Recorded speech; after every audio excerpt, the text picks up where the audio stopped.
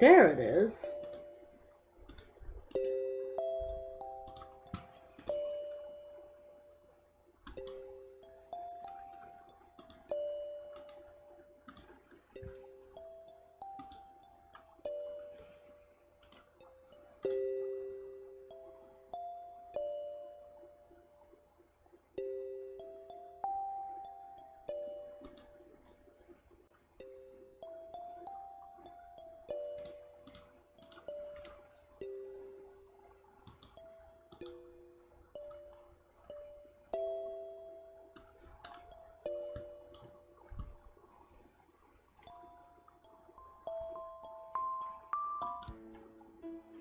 Whew. Alright, there we go. That totally didn't take forever to do. Oh, God. I'm freaking tired. Wait. Wait.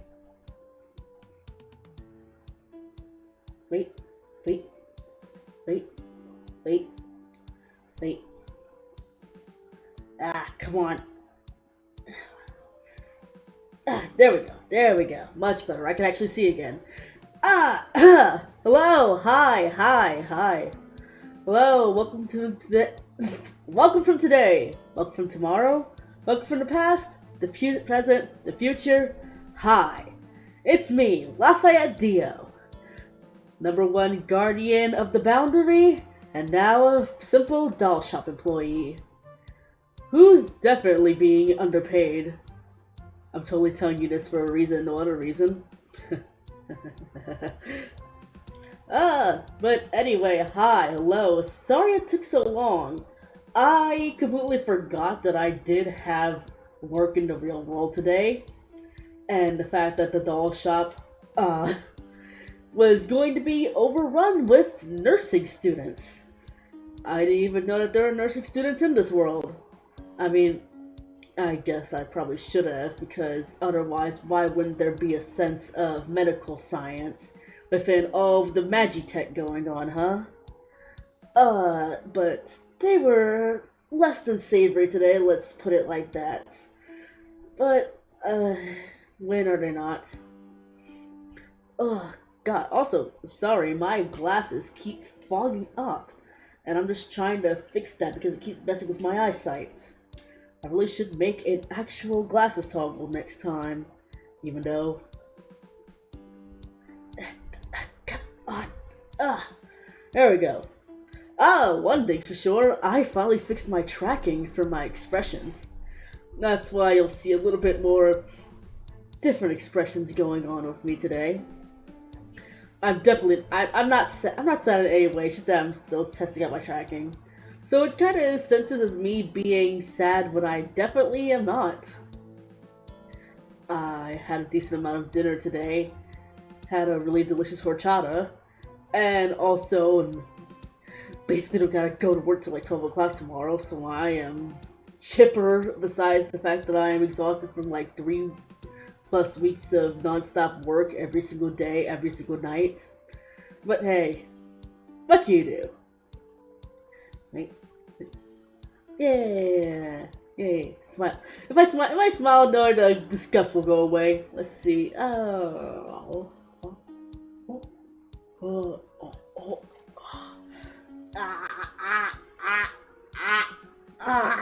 on. Come on. Can you open it? Son of a... You're gonna see a lot of this tonight. I'm sorry. I swear I'm not in a disgusted mood. My face is stone straight. And yet... that happens. Wait, what if I actually move this? Wait. Hold on. There we go. Move that to the right. Please don't drop that because that is glass. Please don't drop that because that's kind of expensive. Let's see. Oh, I think it works better. There we go. Yay. Oh, also. There we go. Wait, no, let me get some water. Wait, where is my water? Oh, here it is, right behind another big of water. There we go.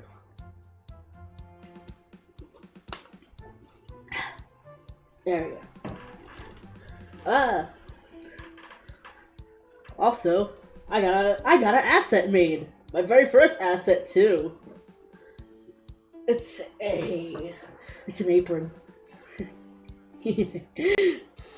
It's a little apron for me to wear when I'm doing both my drawing streams and my doll making streams.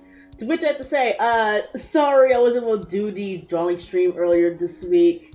I was really exhausted, and also I completely forgot that it was Wednesday that was supposed to be the draw making stream, despite the fact that I was the one who made the schedule. So because of that, I completely forgot to decapitate somebody, and I just now finished decapitating it. And also fixing the skin tone, ripping the eyes out, and also scalping the head and taking off all of the hair. Also, God, they don't tell you how annoying it is to take flocking off of a doll hair. Like, I see why they don't do it with a lot of doll hairs, but I was using a shadow hide doll because the face-up I'm doing is going to be for a Vocaloid character. I'm not going to say which one, but it's pretty obvious because it's the shadow hide character that I'm using as a base. But because of that, it's a little bit, taking out the flocking was a pain in the butt, and normally I would record my processes for when I'm doing, like, doll making or doll customizing, but honestly, no, not that one. It took me like 3 hours just to get the flocking off, and just to get the hair off. I was not about to bore anybody with that if I had to do the live stream on Wednesday. It's like, no, I couldn't do that. I couldn't do that to you guys. I'm sorry. But I will actually be doing a doll live stream sometime next week. I'm probably going to try to see if I can make next week as much of a chill week as I can, because it is fall rush. Not only in the real world at my school, but also here in this doll shop. And because of that, I basically am going to have no sleep. I'm going to be gone from like 8:30, closer to like 7, all the way to 7. from 7 to 7. I am not gonna get home in time for me to want to do anything. As much as I love it. As much as I'm getting to love it. I just can't. My brain is gonna break even more so than it already is. I'll probably only get away with it once it starts getting colder, but it's still also balls to the walls, hot and Rushifor. And it's too sweltering hot in this castle town. I can't do it. No. See? No. No. No. But also, yeah, it has my name tag on it. It's a really simple name tag that just says my name, Lafayette. No ifs, no ands, no buts, and no stickers, which would have been nice because I like customizing my name tags. But apparently we don't have good adhesive for stickers here in this world yet.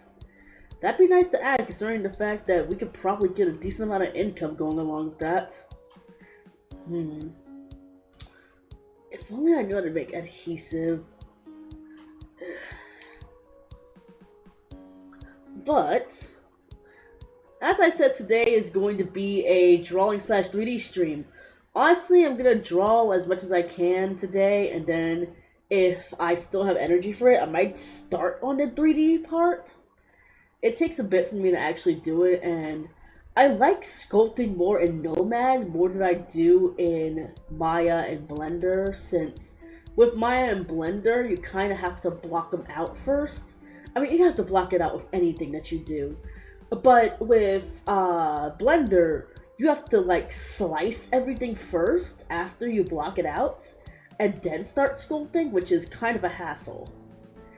And Maya is Maya. I hate using Maya, even though it's really good for making weapons. So honestly, I might just make this a chill drawing stream, and if we have time afterwards, then I'll go ahead and actually do some 3D modeling. Alright. Alright, if that's the case, let's head over. Oh god, I can't see it. Where is... where is... Wait, hold on, where is it? Haha! There we go! And new music, too. And like, even though I said I was gonna do a dog stream, I honestly have no idea what I want to do. Let's see. Also, right here is a little bit of a sneak peek. I've been drawing a lot of slimes lately because every single thing I keep running into has slimes. And honestly, slimes are cute! It's probably not because of the fact that I got into it because of... Wait, no. That'd be a lie if I said I got into it because it's Rimuru. Hold on, wait. There we go. That would be a lie if I said I got into it because of Rimuru. While Rimuru was the newest of slime people, he's not the first of slimes. Like, I grew up with a lot of Ragnarok Online, even though I barely got to play it a lot when I was a kid. But even then, the slimes were cute. Then in Final Fantasy, there were the Flans, which honestly always made me more hungry than actually scared. Let's see, there's those. A lot of games have like really cute slimes. Like Dragon Quest. Dragon Quest has those really cute slimes, the bit with the big googly eyes via Akira Toriyama style. Which makes sense because he was one of the main key designers of Dragon Quest. Let's see. Okay, that's a good traction. Just testing everything out. Yeah. There we go. Oh wait, yeah, this is my live streaming. This is my thing from earlier. I already saved over it, so I can just... There we go. Alright. Yeah. Yeah, slimes are cute. Like, honestly, of all of the old school, actually, I'm gonna say, of all of the old school, like, isekai tropes that's been coming out, slimes and RPGs is probably the funnest part. But when they do it right, a lot of series don't really do RPG styles for isekai all that great, which is kind of a shame. Like, there's so much you can do with both the world building and the actual RPG aspect itself. like, this one series I'm reading right now, it's called, oh god, what's the name of it? It is, oh, wait, hold on. I could literally just look it up. Oh. Let's see. Oh, I also need to turn off my speaker, actually. Turn that off. Go to my list. It's my list to pop up.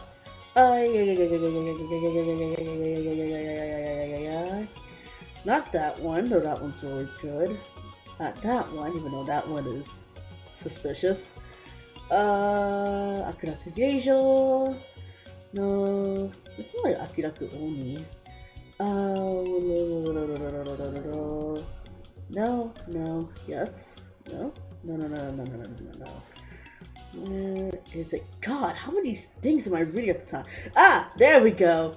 It's called The Countdown of My Death is Spamming My Status Window. Which, honestly, is kind of my favorite series right now. Like, I love this person's art. Not only the art, but also, like, the storyline itself. Because it's so clearly a parody of just, not only isekai, but also, like, the idea of, like, regression stories. Because a lot of regression stories, they kind of end up being, not the greatest, as much as I love them.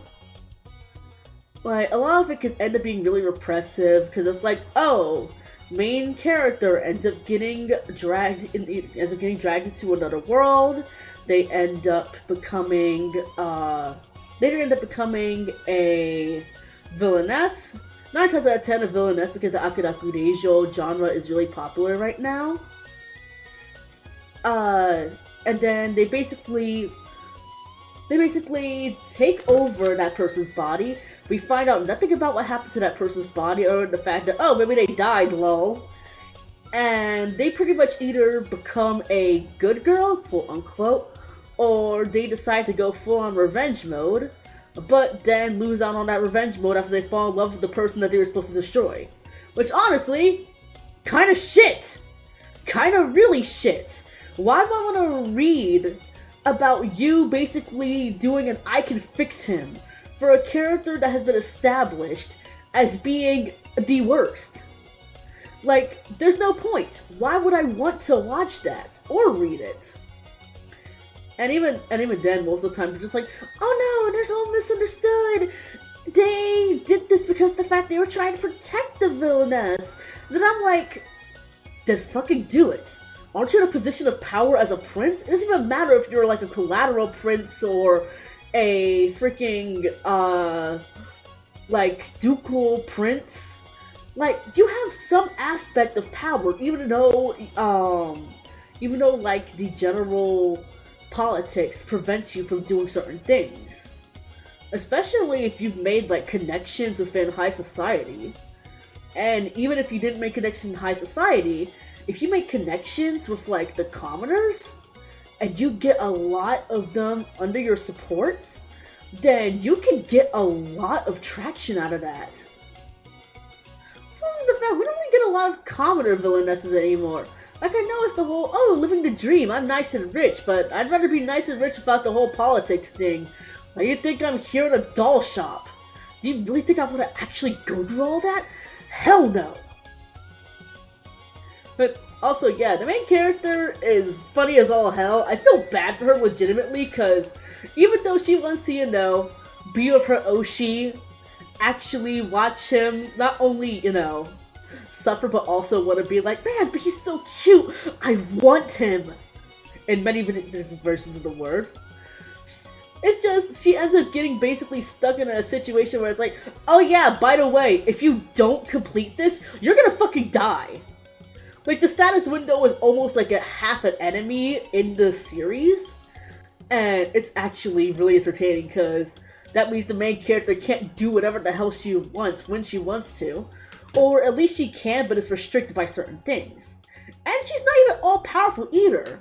Like, she literally has a special stat curse special stat debuff slash buff, where essentially if she sees if she sees another person as like lesser than her, she basically becomes like super rude to them. But if she's somebody that is like extremely powerful or stronger than her, then she becomes extremely polite. And 9 times out of 10, she's either like, ah, damn it, this person is stronger than me. I've only got a choice but to do this right now. Or she sees somebody who's weak as fuck that both activates. And she's like, what? What's going on? This can't be right. How is this happening? Like, she's so funny, and technically it's considered a reverse harem, because the fact that the supposed male lead targets are, of course, her Oshi, the Anthro King, and one other guy. I don't remember if he's been introduced yet, but honestly, based. I do love reverse harem series. Like, they're really fun, especially when they're written from a comedy aspect rather than just from a lustful aspect. Even though that can be kind of funny, like scripting seduction is, where it's like they're all just trying to, actually survive, even though they're stuck in a shitty shitty smut series, where the author pretty much just lost any and all motivation to continue on, and if the author does not continue on, the world does not continue on, and as such, the world ends up being destroyed if they don't continue on. So now the main character has basically taken it upon herself to work with the other male leads to, actually save the world that she's been isekai'd into. But the problem is that she finds out really, really, really early on that they're all masochists. They're all submissive masochists. And now she has to deal with the fact that not only are they submissive masochists, but they're also taking her tropes. Like the typical uwu kind of, oh, but you can't do this to me. It's so type of thing. And they've been taking it from themselves, and it's like, it's so stupid. Like, bro was ready to bark like a dog and run around without any proper, armor on, if you know what I mean. There's also a lot of tentacles, which honestly, actually, you think there'd be more, but there's actually only it's only for certain episodes, and it kind of sucks. But I guess I get it because they're trying to prevent repetition and get back to the top rankings, so that they can basically inspire the author who was writing to get back into it. But now, in between the actual part, she has to deal with them and their horniness and how they pretty much want to be. They want to be the bottoms to her top. And now she's starting to actually struggle. She's like, wait, why is this seem kind of fun? I feel like I could do more of this. But I also hate it because, damn it, I want to be a bottom. But there's something so funny about someone who's supposed to be the bottom being typecasted into being top. It's so fun. It's so stupid. It's so stupid, but I love every single one of them, especially the demon guy. The demon guy has some major sauce when it comes to his outfits. Water. Water. Agua. Excuse me. Okay. There we go. It's yeah. I love those types of series. They're so silly. They actually have a lot of fun to them. I've gotten to the point of my existence where I really enjoy, the corny type of series. The type of series where it's everybody gets mad at you because they're like, oh, this person has really bad power levels. Or, oh, this character is a pervert and there's nothing else redeemable about him. Or, oh, it looks bad. I've gotten to a point where I'm just you know what? It may be all of those things, but I like it.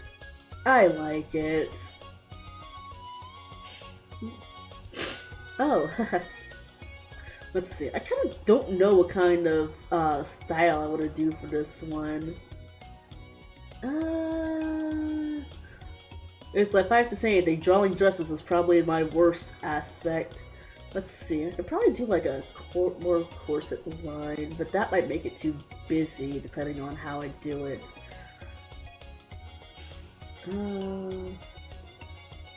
But again, not everything needs to be grimdark. Especially because a lot of isekai series, at least in the male genre, is like, the male-dominated genre, a lot of it tends to be very, plain in terms of the character designs for the main character. Like, I'm gonna sound real damn old right now, but back in the day, male characters actually had sauce. Like, it wasn't just Kirito number 1, Kirito number 2, Kirito number 3, Kirito number 4, Kirito number 5, Kirito number 6, Kirito number 7, Kirito number 8, Kirito number 9, Kirito number 69, Kirito number 920. It wasn't just a bunch of Kirito clones. And it's like, honestly, even, I can probably say this now because I don't give a fuck about Sword Art Online. Kirito's character design sucks ass. Like, it's so plain. Like, this is supposed to be an MMORPG, right? Why is Kirito just dressed in the most sauceless way? Like, you could argue, like, oh, it's because of the fact that he's a beta tester, or, oh, it's because of the fact that the way that his character dresses is just based off of the early game content. But even with that, there are characters with better looking stuff than him, and he's supposed to be like the main character. Why would you make the main character look so sauceless? Like, that I don't get. But also maybe to the fact I've been spoiled by I was spoiled by Dot Hack, and Dot Hack had some of the best character designs for MMORPG characters like ever. And honestly, even Log Horizon had some like really good character design. Even though I never got to really finish Log Horizon, I do want to go back to it because Database My Man of a Mission is like a baller ass song. Like, it's definitely a series to complete. But it's like, yeah, even the main character of Log Horizon, even though he fell into the black-haired, black-eyed trope, it's very much, it's still, like, an aspect to it. Like, he's supposed to be a mage character, so it makes sense if it's, like, his design's a bit more different than the other characters. Well, at least within that aspect. Yeah. But yeah, maybe I'm, because of the fact I, grew up in the 2000s where every single character had some aspect of sauce, I become even more biased when I see a character with no sauce. Because I'm like, bro, so your personality sucks. Your hair color sucks. Your hair design sucks. Your aspect sucks. Your personality sucks. Your clothes suck. Why am I watching you? Why do I? And it's like they have the same exact personality too. It's not like just, oh, some dude ends up getting hit by a truck, ends up in another world, gets a cheat, goes through some sort of ordeal that isn't really much of an ordeal, and then pretty much gets all of the bitches. And then there's like zero other male characters that have any like lasting aspect to the story because it's supposed to be a quote-unquote power fantasy. But I'm like, bro, what kind of power fantasy is it if you're letting go of the bros? It's supposed to be bros who are hoes, you know? But you let go of the bros for the hoes?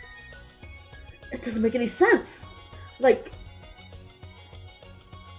legit, if I was a dude, or if I was isekai'd into another world, not just this one, then, and if I made a bunch of dude friends who, you know, were strong, who were like maybe kind of tropish, but you know, we all ball, and we pretty much just vibe together. Hell yeah, I would keep them. Like, it's bros before hoes. You know the aspect. You don't let go of guys because of bro code. You don't let go of your friends. Like, come on. And it's also the fact that a lot of these female character designs are just hotted up women. But it's not even like good hotted up women sometimes. Sometimes it's just armor, like bikini armor or like really, really slutty armor. And the thing is that slutty armor could work. The problem is that they have no personality outside of the slutty armor. Or they have no personality outside of, you know, wanting the main character. And that gets boring when your entire series is supposed to be like 435 chapters. That the main character still acts the same, the hot up woman still acts the same, the Lancer character still acts the same if they're still alive. Because 9 times out of 10, the main character ends up killing the character who could have become a Lancer. And basically getting rid of any good trope aspect. I've seen that happen way too many times. I've seen isekai stories with some of the hottest male character designs. And then they fucking murder them. All because of the fact they get in the way of the male power fantasy. And I don't get it. You're telling me this man with washboard abs, wearing the sluttiest outfit you can think of, is going to die because of the main character's fragile ego, or because of the fact that he didn't get barely any character development? Or is one of those, oh, all I wanted to do was to play in the park ass type of character story arc? Like, no, come on, that's bad story writing and people eat it up. Like, what happened to the hero's journey? Like, the hero's journey is like the coolest thing ever. And it's like the #1 aspect to make your story like actually good. If you don't have a proper call to action, then what's the point of your story? If your entire story can't be, oh, the main character is going out to create a harem. But you can't just have it as that. You need to have a motivation as to why the main character wants a giant ass harem. You have to make the world realize, oh hey, this person wants to create a harem of women. Okay, that feels kind of wrong. Like, you can go into the social-political aspect of it. Like, oh, women are being used as a commodity in, like, these harem stories, even though a lot of them tend to be stronger, but they end up being essentially thrown away the moment the main character comes in. And how that in itself can be a form of just, I don't even want to call it misogyny, if anything. It's more like, it just feels bad. Like, what's the point of having characters who are meant to be strong if one person could get rid of them in the span of just one single turn, and it just happens to be a man, and now that character is essentially subservient to said man? I don't know all times they end up subservient, but most of the time they do kind of end up being subservient. Because... water.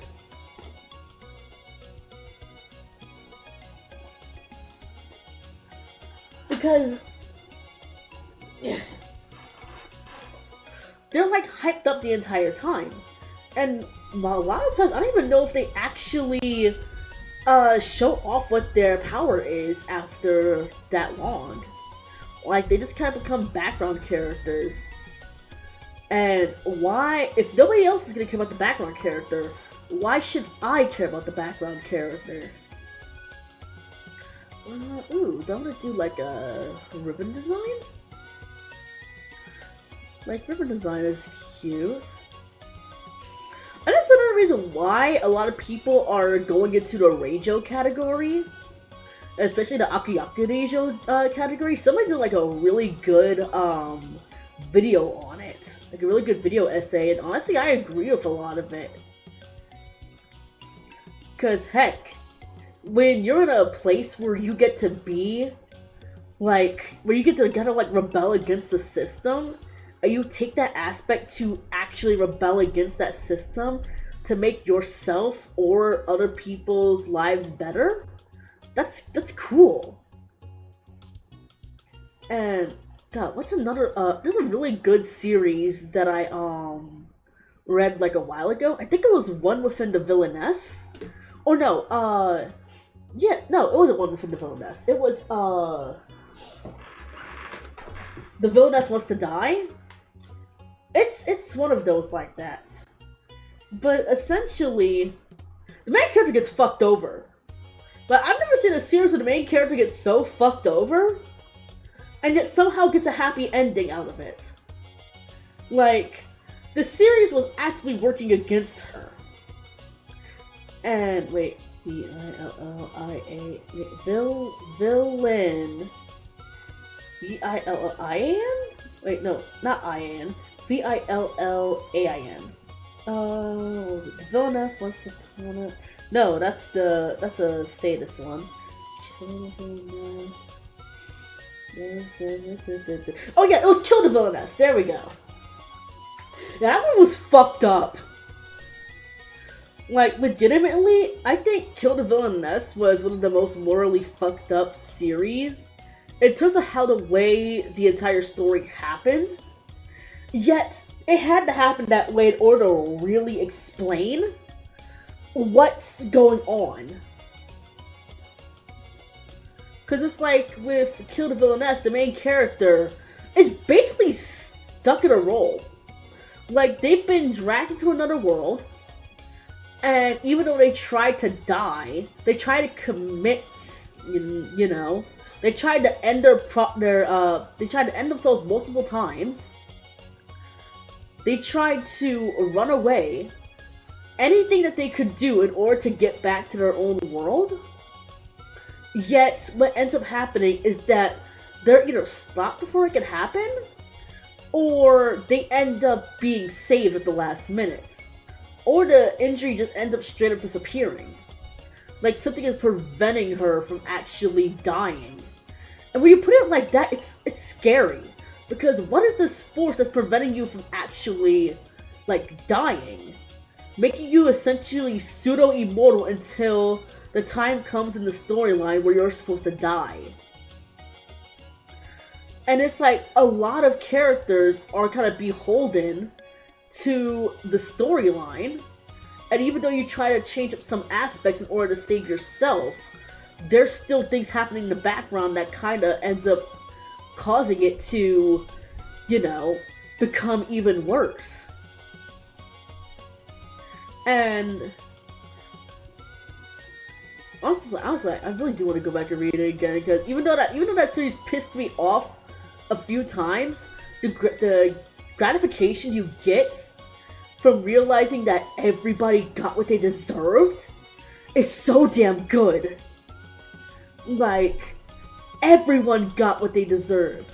Also, it's like the female character, not the main female character, but like the original female character, she wasn't a White Lotus. Even though she was kind of written to end up becoming a White Lotus, she knew something was wrong. She knew that this wasn't right. And because of that, she wanted to do everything in her power to kind of end up not only making friends with the female lead, but also to get out of this essentially hellscape that she's stuck in. Because like, she's a commoner. Nothing's changing that fact that she's a commoner.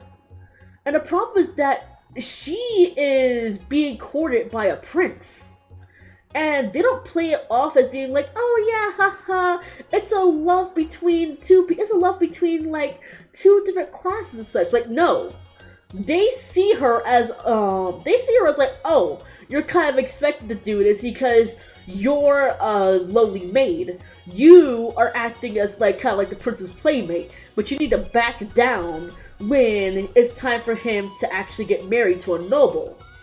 Even though she's made it clear she does not want anything to do with the Crown Prince. But the Crown Prince is obsessed with her. And she's just like, I don't want to do this. I don't want to be a part of this. But I have no choice, and it's horrifying. like, reading the series from a female lens is actually, it's a horror, it's not even a romance story, it's a horror story. Because not only is the main character, you know, a Korean woman from, you know, who was basically from like a modern society, and even though South Korea isn't like isn't like a utopia or the greatest when it comes to women, she was still in a position where she can essentially do what she wants, provided she has the means to do it, provided that she's able to, you know, make the resources or find information on how she could do it. And she could have a job, she could have her own house, she could have her own income. A lot of that, and then being like thrusted back into essentially fantasy, like not even fantasy medieval. It's close to like fantasy Regency era or fantasy Victorian era. But I'd probably say close to like fantasy Regency era because they were still using carriages at the time. While Victorian is kind of it's still using carriages as such, but it's also slowly going towards using cars. So there's that. So it's like, yeah, it's close to like fantasy Regency era. And when you find out why she even ended up there, it's just like, oh, so it wasn't just the main character. It wasn't just the main character. It was also those who weren't involved with it, and those who were stuck within a cycle of their own. It's very Samsara almost. Or rather, a better example to say, it reminds me a bit of Tokyo After School Summoners. At least the plot aspect of it. Because with Tokyo After School Summoners, when you get to like chapter 7, chapter 8, that's when you realize that, oh, not only has the entirety of Tokyo just been stuck in a time loop, but also the main character is not only the center of said time loop, but their death basically triggers the time loop happening. So if they die, no matter what happens, the time loop will always loop back to the beginning. And it will always loop back to before the main character even ends up being summoned to Tokyo. Because even the main character, even though they look human, they're technically not. Like, they're human, like, they're humanoid, but they're technically a dragon, demon, sort of god, angel being. Since they have the soul of 23 plus 1. One if you count their own soul and memories. Even though they can't really remember it due to the fact that when they got all of those memories loaded into their sacred artifact, it basically destroyed, not even destroyed, it basically wiped them clean. And the entirety of like Wholesome, a lot of it deals with the fact that these sacred artifacts, the main reason why a lot of people are able to use them is through the role and the rule that's assigned to them. Excuse me. So, you could have like, hey, let's say like the role of the Arbiter and the rule of attribution. If your roles don't mix together, it could cause a lot of problems. But if your roles do work together, it works. The problem is that you may be stuck within a certain role if you don't know how to break out of it. Now, a lot of Wholesome has to deal with, you know, not only that, but also the fact that you don't have to be beholden to your past. Because a lot of characters, and I know people tend to complain about like, some of them being repeatable, or some of them being kind of like, you know, Persona-like with the I am thou, thou art I sort of thing. But the entirety of Wholesome's aspect is basically not only to be you, but also to find a new life out of what happened in your own world. Because a lot of transients who come from their own world to, you know, Tokyo, they all have a wish, and that wish is to either change or to have a second chance. It's just because a lot of them come from mythologies that result in either them dying or the people they care about dying. And being able to go to Tokyo, living out a new life, and actually, in some cases, getting to see their family that they thought were dead permanently again, that can mess with a person. And it can bring about hope or despair. And that's what makes it interesting. And it's like, God, I actually do need to catch up on Wholesome because I'm on like chapter 13? No, I'm on like chapter 13 because I already finished the, what was it? The Invaders? No, the Warmongers. I finished the Warmongers arc. It's just like, God, I love the Warmongers arc, but also because of the fact that I'm a simp for giants. Like, I'm a simp for giants. Giants are cool. We need more giant characters. Like, they're cool. It's totally not because of anything else. But yeah, giant characters. Giant characters are cool. Also, I don't really like the Hakenden from that particular from those particular arcs. But it's like, you know what, they could get a pass. They could get a pass. Which is like another thing. Even though I do need to catch up, but honestly I think the other Hakenden are kind of weak. Like, Shido kind of blew them all out the water, which makes sense because he's the daddy. He is the daddy of the Hakenden. If not in one aspect, then in another, especially as a shadow. But also, like, he's daddy. Take that as you will. And it's like, we have Moritaka, who was with us from the beginning, so of course we're gonna have biases towards Moritaka. Yoshino, there's, oh god. The fact that I have a hard time remembering some of their names is saying a lot. Like, hold on, let me grab my... There we go.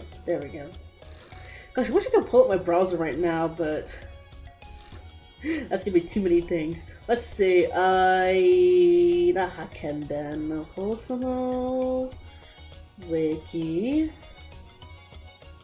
Toyotomi,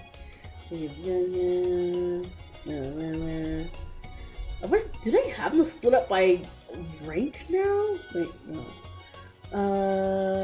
Total. Let me go to. Wait, did he get a second alt? Wait, no, that's alt from earlier. Let's see. Taking Nakata, not him. Yeah. Tadatomo. He's my favorite. He's one of my favorites. Like, I love him. He's so fun. Plus, also, I love his character development throughout the entirety of, like, not only chapter 6, but also the fact that we get to see more of him throughout the later story and throughout the other events, and he's just, I love him. So, let's see. Tanetomo is kind of weak for me. The character design is cool, but they're kind of weak to me. Yasuyori, I don't care about. Like, even if you remove Yasuyori, I probably would not have any qualms. Masanori, he's a bitch.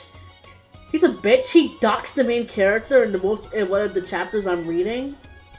Like, who does that? Who doxes the main character? Yoshito, I'm neutral towards them. I don't know exactly how I feel about that. I think the character design is cool for Yoshito, but I'm very neutral towards them. Nowamichi's a cop. That's enough said. Masashi, I like Masashi's design. He looks like a little shit.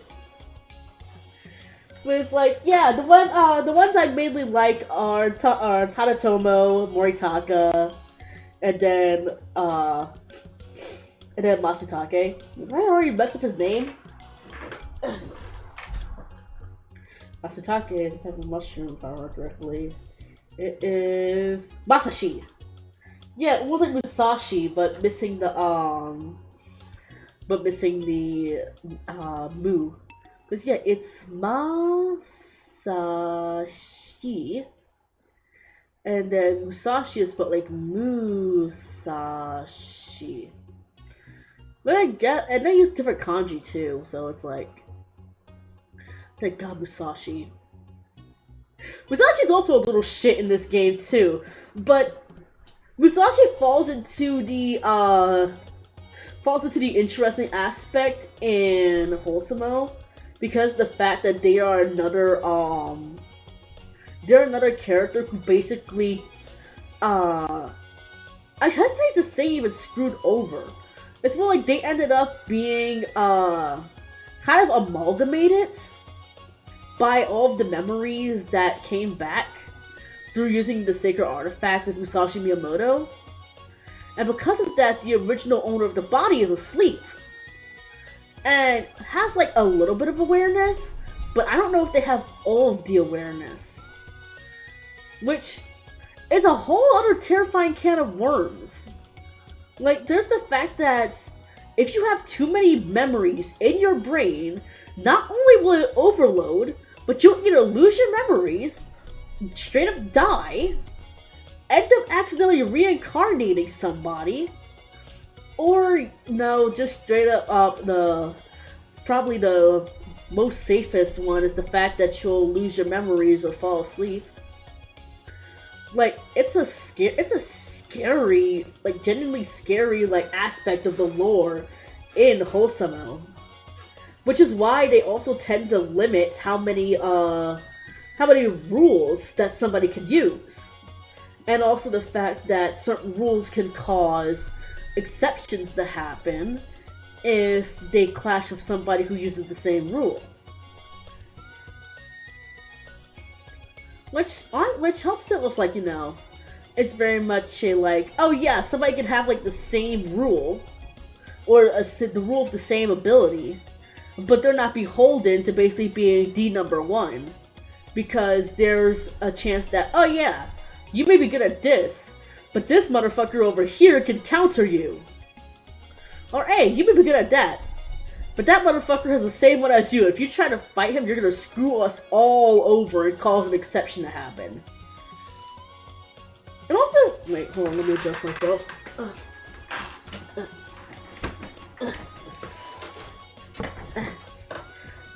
There we go. I do love the exception designs. It probably doesn't help that I was playing Wholesome around the same time as I was playing Fate Grand Order, even though I don't really play Fate Grand Order anymore because the entire series kind of got boring to me. And I don't know if that's because of the fact that Kinoko Nasu, or just because of the fact that I've been playing the game for 10 years, so I just swiftly got bored, especially after the Lost Belt era. And also the fact that they killed one of my favorite characters, besides that part. But it's like, I really do like the character designs. Like, John looks really cool, even though she looks like John Alter, but with, she looks like John Alter, which I guess isn't all that surprising. She has the same color palette too, except for, like, certain parts. Because John Alter is more of, like, black and purple with hints of red, while Wholesome John is more like black and gray with hints of blonde.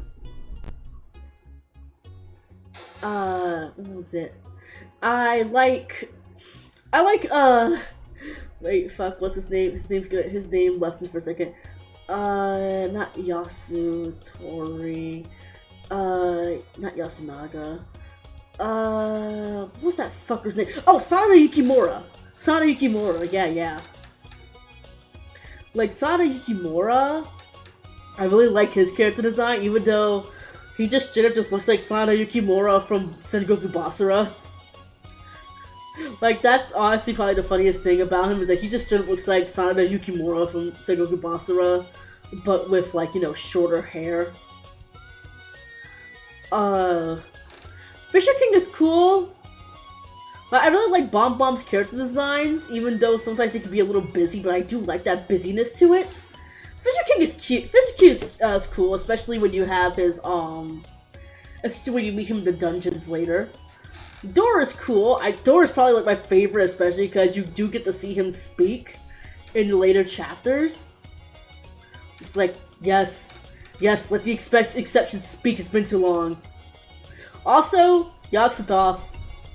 I really like Yogg-Sothoth, even though he is butt booty naked 9 times out of 10. Except for the times where he possessed Shiro. But yeah, no, Yogg-Sothoth is also really cool. I like his character design. God, I need to, I do need to actually go back and look at some of the other exceptions, because I know there's an exception called Overlord. That's from another recent one. I know there's an exception, Mahakala. That's what it was. I don't like Mahakala. I don't mind the character design. I just don't like Mahakala as a character. Even though I know that there's a reason why certain things were able to happen and certain things were able to be saved, I still don't really like Mahakala. That's also the reason why I don't like Daikoku-ten either. Daikoku. Water. Also, like, fucking Daikoku-ten's a fucking bitch. I don't like Daikoku-ten. Like, his character design is cool, despite the fact that he's a fucking cop. But I like, and the thing is that I like his character design. But not only is he a cop, but he's also a fucking human trafficker.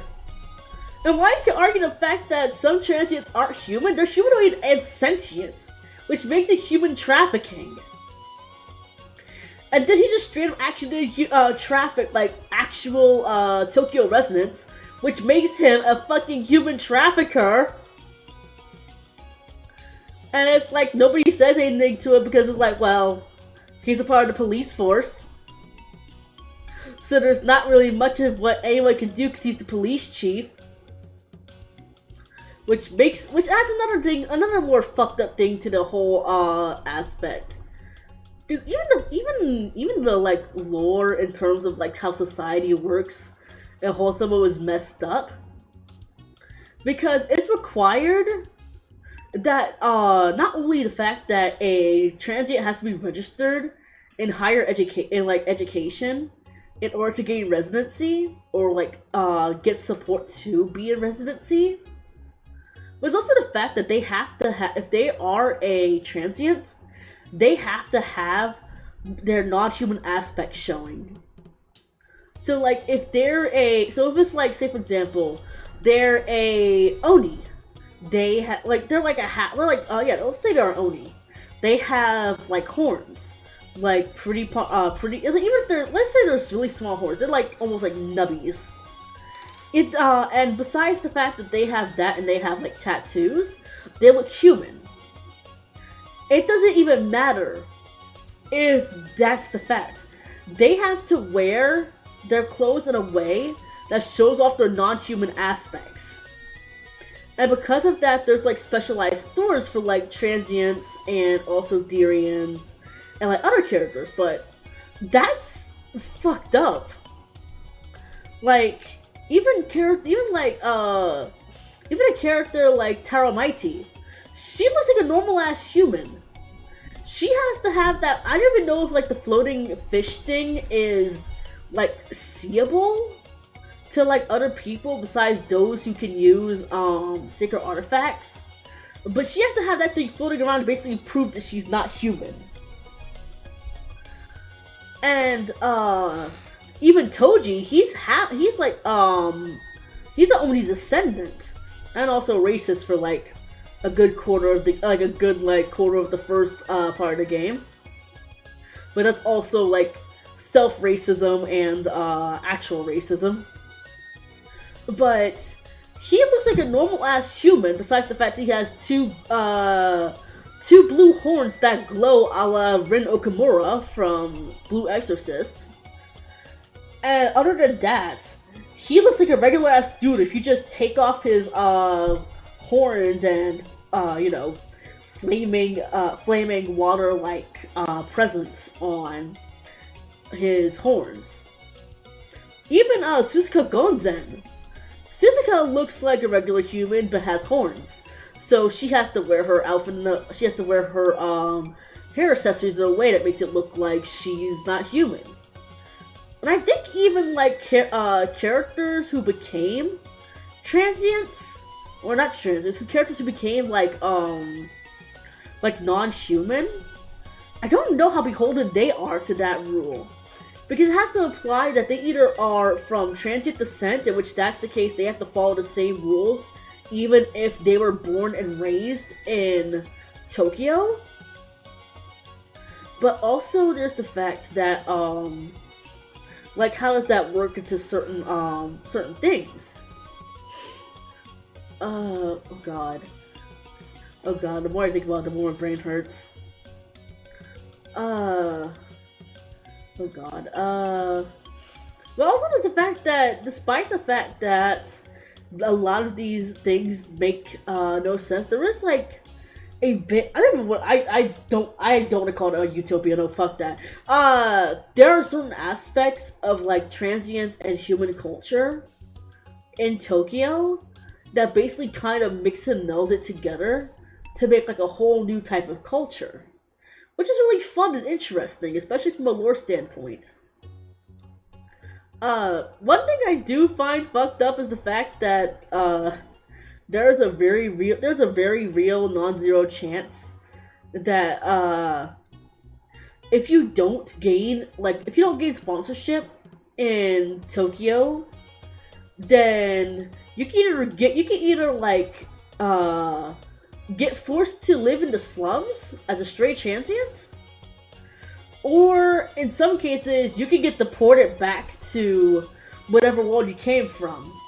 Though at the same time, that's not really an easy thing to do, because one of the main aspects of Tokyo School Summoners and the way the gates work is that it has to be somebody who was essentially I don't want to call it close to death. It's more like they have to be in, like, such a desperate state of mind that their wish is answered by the rainbow transient light, which basically allows them to get transported to Tokyo and into one of the 24 gates. But so it's like, and like the number one way that you can, like, actually find a way back home is to either fulfill your role in that Tokyo, or essentially, or essentially you find the person who has the same matching summoning mark on them, and get them to essentially help send you back.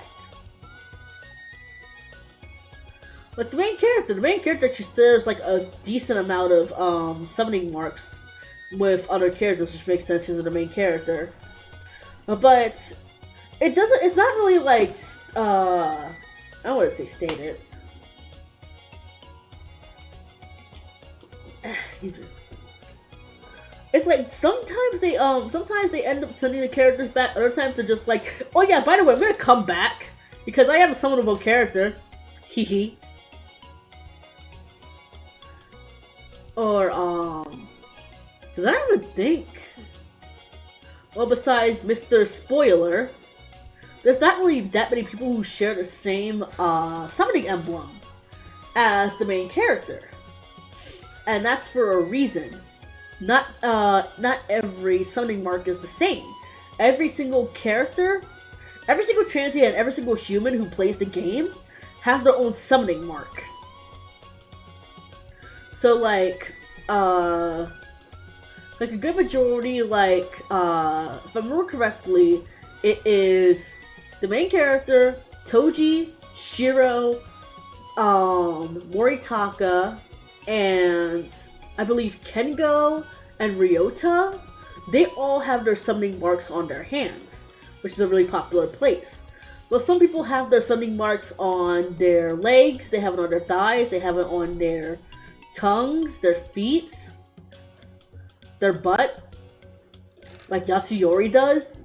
which makes sense because of the fact that he is supposed to be a sumo wrestler, but also big booty dog man, big booty suicidal dog man.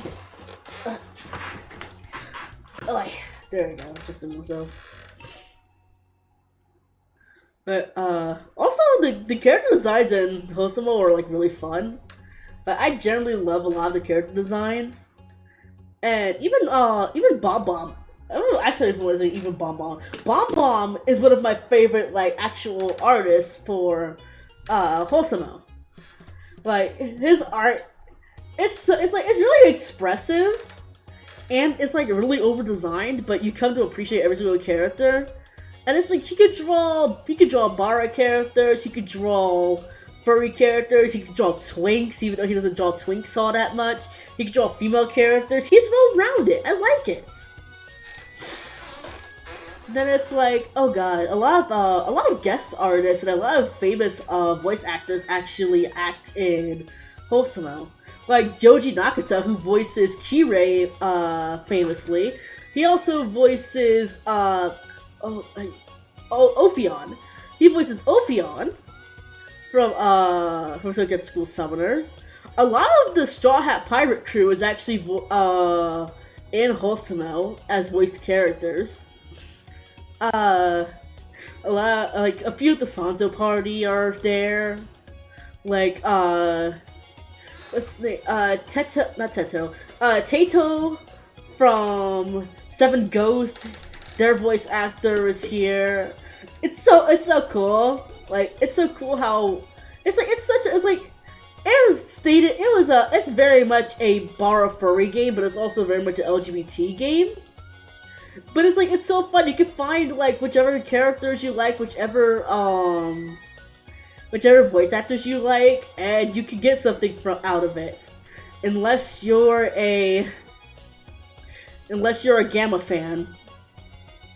Because Gamma, the one who does like some of the most famous characters, the most popular characters in Hosomo, they have not done like any event characters. Like a lot of people have been begging for like 10 years for like their favorite characters to essentially get like alts. But if you are a Gamma if you're a Gamma fan, or at least a fan of Gamma character designs, that's most likely not gonna happen. I know. I've been waiting, especially for Makan Gudagen. I want a Mukan alt. Makan, not Mukan. It's like, at least with Ahab I get because the voice actor for Ahab did pass, like, a few years ago. So they still haven't gotten a new voice actor for him, I believe. Shibalanke, the voice actor for him, died like not even a year ago, so obviously they wouldn't be doing anything with him yet, plus also he's a very recent character. Actually no, it was like almost 2 years ago. But it's like, I don't know why Gamma does, I don't know if it's like contractual, but I don't know why like Gamma doesn't do any like character designs for like the event characters. Especially because his characters are really popular. And again, they have really good character design. They're so baller. I want to see them in a summer outfit, or a Christmas outfit, or a Valentine's outfit, especially a Valentine's outfit. You have no idea how much I want a freaking Makan Valentine's outfit. I don't care if he is the Vor Man. He is my Vor Man. Get it? God, what am I saying? Please, ignore that. I'm gonna delete that from the VOD. I swear, I'm gonna delete that from the VOD. But aside from that, like, I actually found like a lot of like really good artists through those who basically did art for Hosomo. Like DXT's cool. He also did some art for FGO. He did Musashibo Benkei. He also made the Nothing Beats a Jet 2 holiday joke earlier. Water. Let's see. It was DXT, Bomb Bomb, Sigma. Even though I only see a few of Sigma's works, I really like it. Aeon Kyu. I went baller. I went feral when I saw Aeon Kyu's work there because I had started reading a lot of their Joujinshis and like original works, and I'm like, oh god, oh god, oh god, thank you, oh god, thank you, thank you. I saw a lot of their works. I like Shitty Star Pudding, even though they don't really do any Wholesome work anymore. Which is kind of a shame because I really do like the art for Shooting Star Pudding's characters, especially Hadi and Gabriel. Oh, excuse me. I feel like I gotta keep on going back to the wiki because I see their art designs in my head, but when I try to remember, like, actually what their names are, it just leaves my brain.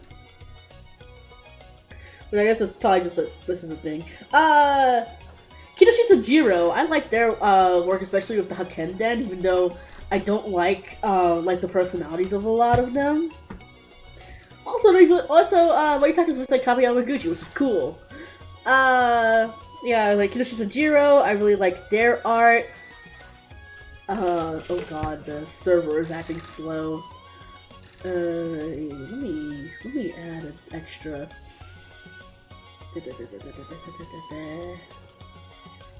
Oh wait, no, didn't mean to press that. Didn't mean to press that. Nope, there we go.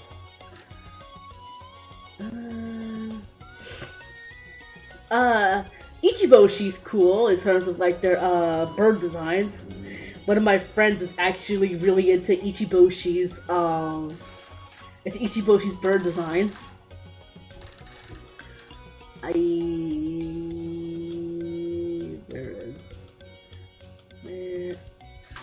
What the heck? Why is the server acting so slow?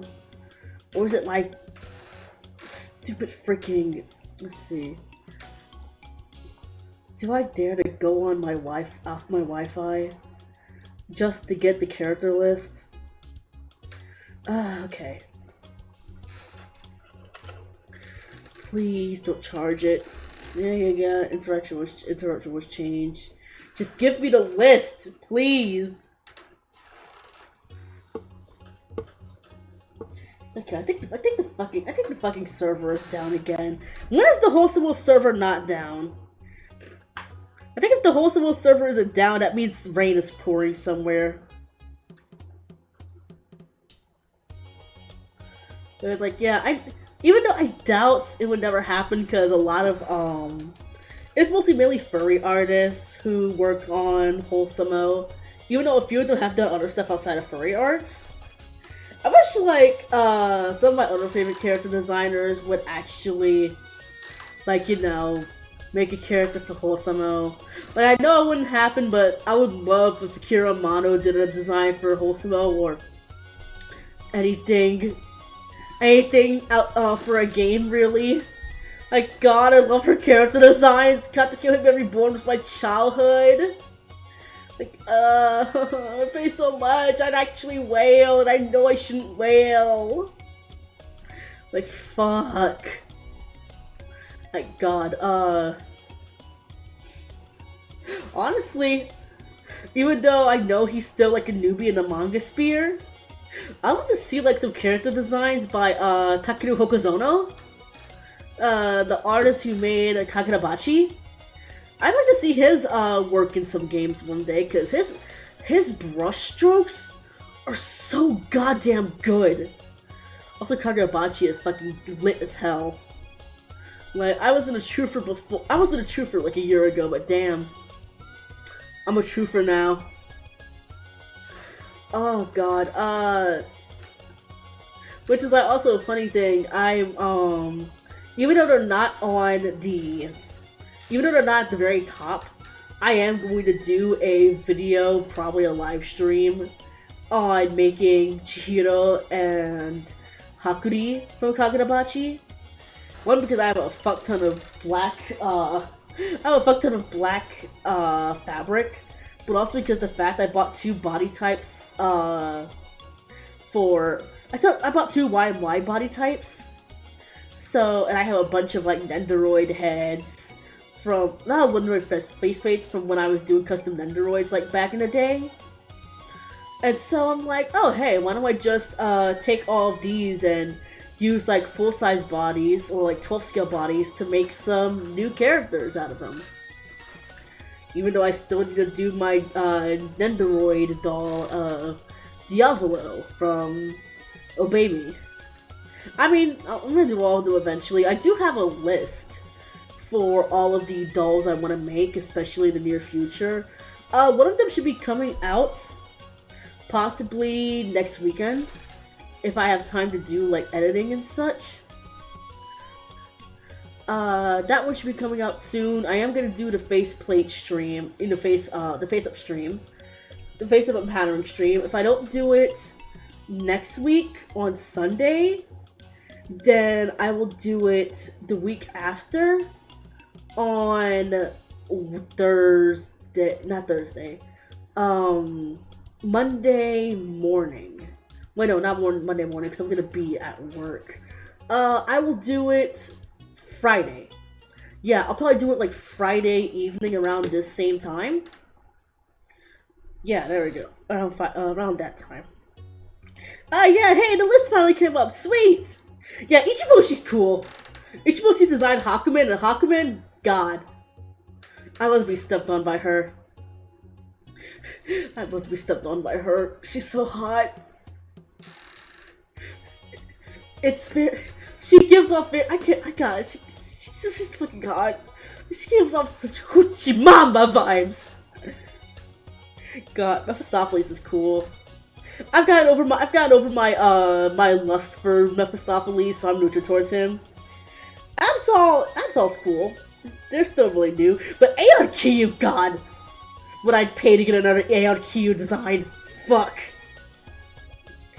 Oh God. I went feral over getting Shamash. I went feral over getting Shamash, and that was a whole thing. My friends saw a bad side of me at that point, along with getting Heracles. Like, God. Let's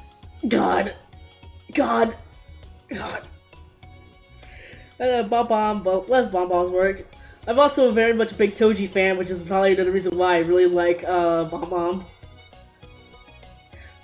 I said Dykes-T. Dykes-T's cool. Dykes-T made me into a Shiva fan. I was just for Shiva before, and then the story came out, and then I was just like, oh yeah, no, I fucking love Shiva. Shiva deserves the world and more. Even though, you know, he burned karma to a crisp. Daichi Coats is cool. There's a lot of new artists out, but it's like I haven't had the chance to really look at a lot of them because I've been like really busy in the doll shop.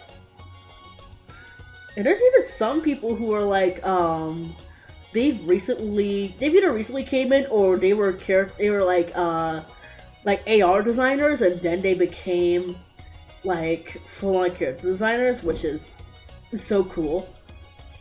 Let's see. There's Gamma. Again, if your favorite character is drawn by Gamma, you are cursed to never get an alt unless that alt is story related. Unless you're Gamma Chaos. Which is like, there's funny, we have Gamma and then we have Gamma Chaos. Literally spelled the same way. And Gamma Chaos, I love their characters. Hubbard Tige is great. I'm neutral towards Hoku Kamui now that I've calmed down over the past 10 years. I fucking love Sadagwa. Like, come on, how can you not love Sadagwa? Gongting is cool. Like, I've seen a lot of Gongting stuff. He also does, Gongting I think does a few doujinshis for every once in a while. I think he's the one who did a doujinshi with Savania. Savania and MC3. Hide, they're new. Again, they're new. Hinami, they're cool. Itohiro, Kachika. Okay. I'm neutral towards Kasai Kome. I like Kasai Kome's designs for Kakusuchi, Minayaki. No, I'm sorry, I didn't mean to say Minayaki. Kakusuchi and Nobuharu. I don't like his character designs for Avarga. I hate Kome-san's design for Avarga. I'm sorry. She looks so ugly. And that's saying something because I don't like Minayaki's design either, but I can appreciate Minayaki. Which is a wild thing to say in 2025, not gonna lie. Kichimaru was cute. The Kichimaru-san's stuff was really cute, especially with C-Tree and Volos. Kichima Hyogo, I've read a few of their doujinshis. They're very nice. I really like their Tsukiyomi design. Like, you can't go wrong with a host design. Like, you can't. Kimidori's cool. Kimidori's really cool. Kinoshita Jiro, I already said how much I like Kinoshita Jiro. Let's see. Kira Nerisu. They mostly do Chernobog and Arsalan. I really like Chernobog and Arsalan. Like, their stories are really good. Kishibe Hecate. Yes. Yes. We love Hecate. We need more thick women. Please. Hosomo. If you're listening to me, which I doubt you are, please add more thick women. Especially thick furry women, but especially thick human women. Or thick humanoid women, like, please. Add more. God, I need it. Kochinu, like, is it Kochinu? No, it's Kochinu. They did Durga. They need to do more character designs, because honestly, really cool. Oh, I hope, oh, they have a blue sky, actually, that's cool. Kuro Nezumi Inu. Kuro Nezumi Inu, I've seen them everywhere, no matter what, bar or furry game I'm playing. Kuro Nezumi Inu is, like, probably, like, right behind me. Which is just a funny concept. Like, bro, why are you here? Is it because I'm at the Devil's Sacrament? But why are you here at the Devil's Sacrament? Like, bro. I love Wakataka.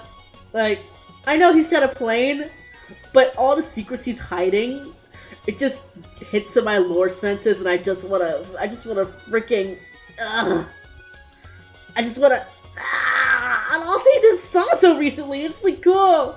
We got a Sanzo actually, like a real Sanzo, and not the main character playing a plot. Which is like, it's so funny, because we actually did have that whole thing. We had our own Journey to the West, like, character story, with, what was it? I don't want to call him, I guess I could call him by his real name, but, with Ash, with the main character, with Christine, with, names are leaving me today. My favorite Pigman, I love him, my favorite Pigman. With all of them, and it's, and the main character was playing, you know, they were playing, Gejo Sanzo. Well, then later they were using the other name, Sanzang? Like the original, probably the most original name. Well, I guess the original name was technically Tripitaka, if you want to be, I think, accurate. So it's Tripitaka, then Sanzang, and then Sanzo when anglicized into, not anglicized, but like translated from Chinese to Japanese. And I was like, oh, that's cool. I love the main character and all, but it'd be nice if we got a Sanzo one day. And then we got a Sanzo one day. Oh yeah. Oh yeah, I didn't know Monobiko was one of the in-house artists. Linsky is cool, Batham is hot. Behemoth is baby. Like, I protect Behemoth for my life even though he could probably squish me. Okay, I'm gonna be honest, I fucking like Hosen. Not Hosen, Hogan. I mean, he is a hoe. But I really like Hogan. I know he's a pervert. I know he's basically the Master Roshi archetype. I know he is an irredeemable pervert. But I'm going to admit it in 2025 that I, Lafayette Dio, like Hogan. I like Kishi Hogan, and I cannot lie. These motherfuckers cannot deny. I'm so sorry. Shit, imagine that's the thing that gets me canceled before I even get started. The fact that I like Kichi Hosen. Hogan. I keep saying Hosen instead of Hogan. Krampus is cool. Krampus is cool. It's cool. Let me get off my rant of liking Hogan. Fuck, I said it again. Muso movement. Negative bullshit. I guess I'm like Yuki. Now, I'm not gonna lie, I read a lot of Naup doujinshis in the back in the day. I really like Naup's character designs. Like, they're so good.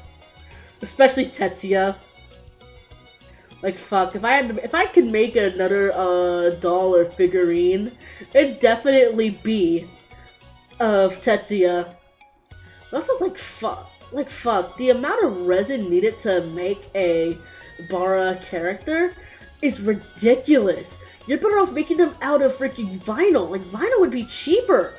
But the thing is that I don't know how many vinyl artists there are that are willing to sell to, like, Baldric doll makers over, like, companies.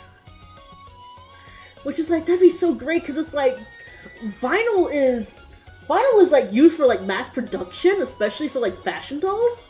But imagine using them for, like, especially using them for, like, making, like, ball-jointed dolls. Like, it'd be really great, because, Imomo Doll uses vinyl. I'm pretty sure Smart Doll uses vinyl. Like, plus also resin, like, yellows over time. And I don't know how it does with, like, darker skinned characters, but it's like, it does resin over time from what I've heard. And just like, the chance to use vinyl would be great. Cause, again, fashion dolls use vinyl, like, babier dolls use vinyl. I think that wrestling dolls, like WWE dolls and NXT dolls use vinyl. I don't quote me on that. I don't know. I want to make her look like really cheeky. I want to make her let me arch her eyebrows too. I was like, yeah, if you can find somebody who does like vinyl work, you could probably actually make a decent buck making vinyl dolls of Bara furry characters. Especially because there's always like people saying, hey, I want characters of this body type, or hey, I want characters of that body type. But it's hard to actually, you know, produce because of the fact that the cost of production is so much. Like, the cost of production just for a single bottle of freaking like ABS like resin is like $30. That's like $19, but when you add shipping it's like $30. And I use an Elegoo printer. I don't know, it's an Anycubic is fucking expensive, not gonna lie. But that's why, and I also don't like using Anycubic because I've had bad things happen with Anycubic printers.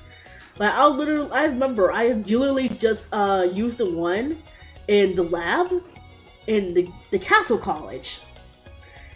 And legitimately, every time I would go do my thing to come back on like Thursday, and the print failed. The print failed, and I'm supposed to like, and I talked to them. I'm like, hey, can I do a new print?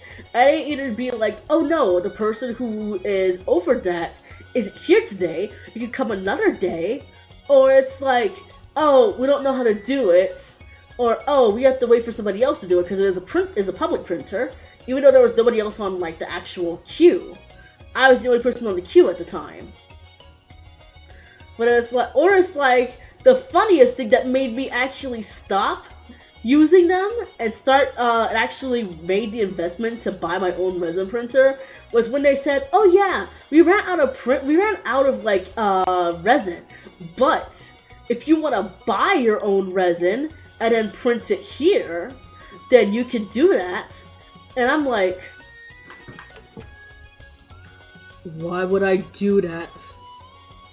Why would I do that? In what timeline would that be feasible? Why am I paying for my own bottle of resin to use a public printer?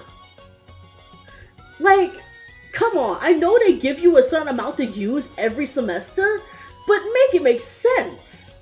What are you, it's like half the shit they spend it on is freaking trying to repair the lazy cutter, which I don't even know if it's been working since I came to that side of town, or freaking buy filament. And it's like, come on, you have like 5 resin, you have like 5 freaking, like printers that's just for filament, and you have 2 for resin, and yet somehow you're always running out of resin, even though the most likely people to make stuff are those who are making miniatures. So where's all that resin going? And I know I was making a 1/3 scale doll at the time, but I was going to reduce down to making smaller ones, especially because a lot of people who I follow and inspire me to actually go into doll making in the first place were those who do 12 scales or 8 scales. Like, that's playing around with me. It's playing around with what money I could spend on that.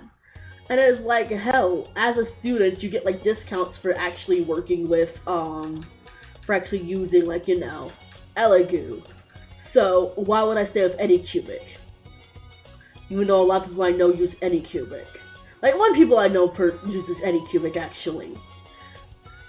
That person is cool, but I would never use Anycubic, I'm not gonna lie. And then, what's also like, heck, freaking, maybe, like, freaking Elegoo, their stuff is actually pretty good. Like, I haven't really had a lot of failures with using Elegoo, and they have, like, what's it called, auto calibration. They use auto calibration. Water. They have auto calibration, which makes it easier to figure out, oh, this, what's going on with this? Is this being blocked? Is that being blocked? Okay, let me go ahead and fix that. That'll be great. I can do that. Cool. Or it's like, oh, you can fix that. That's great. Yay, yay, I don't have to do anything. Yay, wahoo, yay. Plus also, it's like, I've bought like, I'm pretty sure I've bought like $120 worth of resin at this point. And I'm almost through like my 4th bottle. I should probably get around to buying some more, but I'll probably wait until later because I do want to finish working on I want to finish working on some other designs before I do that. Like, there's a cheeky little dang in the right corner of this reference that I haven't shown off yet. I want to make a 3D model of him. I want to make a 3D model of him because, well, I think it'd be funny. God, my freaking thing is acting up. Oh god, it's hot in here. Oh, I can't wait for summer to be over. Like, the AC is expensive. It's hot. It's humid. It's humid. It's humid again. I kind of feel like I'm sweating my skin off. And it probably doesn't help the fact that I wear all black, which really doesn't help with anything, but hey. I like wearing black. Sue me. Actually don't. I don't have a lot of money. Suing me would propose no monetary value. But it's like, yeah, maybe I'll go look into like those who have vinyl, actually no, yeah. I should check to see if anyone has like a vinyl 3D printer. Like, if there's a resin 3D printer, you could probably use like a filament printer to basically make vinyl filaments and make vinyl dolls. It could be a pain in the butt to actually sand down, but you can do it like that probably. I mean, I don't really know what the logistics behind making filament, but there has to be a way of doing it. And I feel like, even though like a lot of the what's like, I don't know if it's more cost effective or less cost effective to use vinyl over resin or vinyl over plastic. I think it mostly depends on who's the one who's designing it. Cause a lot of these fashion dolls, they're like $26. They're like $26, especially Monster High. And Monster High dolls, I really like them. I really like the design of their like dolls, but it's so clearly printed fabric, which honestly isn't bad. Like, legitimately, you can just take those printed fabrics, cut them up, and use them as a reference, or save them for another doll, or harvest the shoes like I tend to do, because it's like, and there's gonna be a point in time where it's like, hey, I need some shoes for this character. Do I want to 3D print it and risk it breaking? Or do I want to take Draculaura's shoes? I'm probably gonna take Draculaura's shoes. What the fuck was that?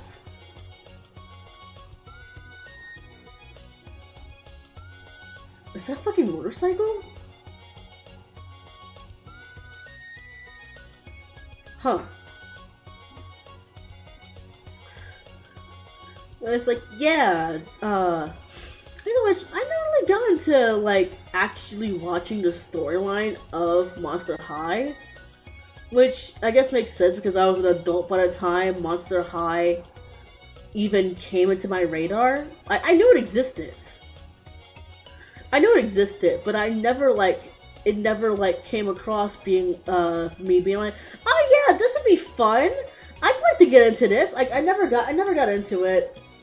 I never really got into it, which is like, it's fine. It's to each their own, But I do like the, I feel like the fact that they are very movable dolls, like, even though they're supposed to be fashion dolls, they have movable joints. Which is like, it's great for those who want to do low budget, like, BJDs or MJDs. They're probably closest to, like, MJDs, which is machine joint dolls. Which I actually do have a few of. Like, YMY dolls are machine joints. The Past in Sicily, those are machine joints. I'd love to actually get, like, oh god, I forgot his name. The redheaded guy.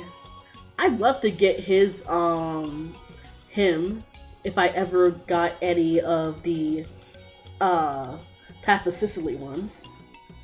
But I was like, God, I was like, I kind of want to get Zack Event, but Zack Event dolls are so small. Like, I really want like bigger, blind box BJDs. I mean, I know I could just make them myself, but I want to buy them. I want to see what the process is of actually, like, making these ball joint dolls that are meant to be for blind box purposes. So in the future, I could be like, oh, okay, so that's how they do it. I could do it like that and that. Or like, oh, I know this style will be really popular, so I can get this instead. Or, oh, I know this style is really popular, so I could do that instead. Like, it's very researchy. Like, I'm doing it for the love of the game, but it's very researchy. Just like, hey, sometimes, like, research is a good way to know what you want to make, especially as a creative. I guess especially even for content creation as well. Because it's like, if you just make the same thing that everybody else is making, then at one point does your thing start drowning out. Like, you know, stuff like that. Hey. Yay. Yay. Yay. I moved around a bit. Moved around a bit today. I'm getting tired. I'm really sleepy though. What time is it? 11:09? It's already 11:09? Oh, damn. Oh, God. Let's see. Let's see.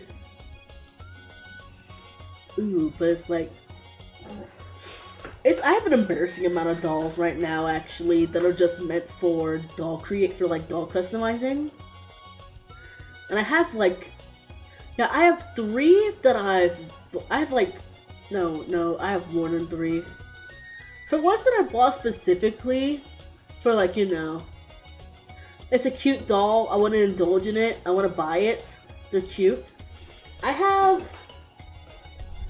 2. The other ones are all meant to be harvested and salvaged. For fashion dolls, I have, where is it? 1 that's headless. No, it's like 5 of them that's headless. 1, 2, checking those over there, but I'm using them for the video.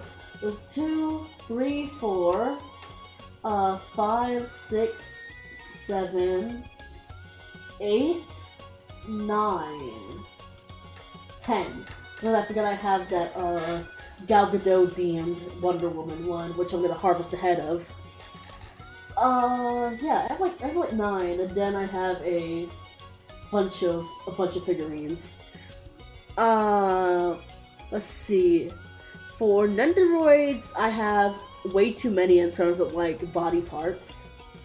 And then for like ball jointed ones, I have 2 1/3 scales, and I have 2 12 scales. And a lot of my 12 scales are actually royalty-free ones. Like the ones that I have that are royalty-free are the ones that are by esekai'd on Thingiverse.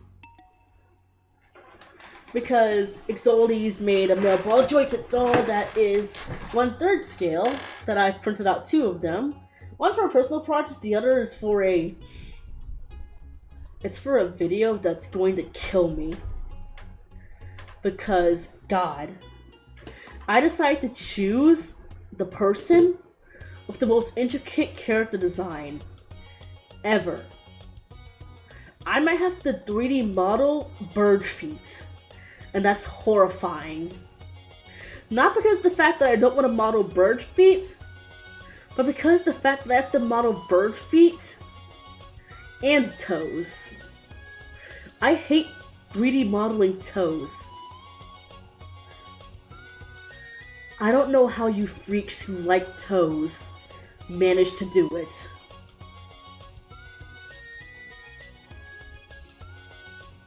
Like shit. It's like, there's that one. But it's like, yeah, this one, wait, hold on, it's moving.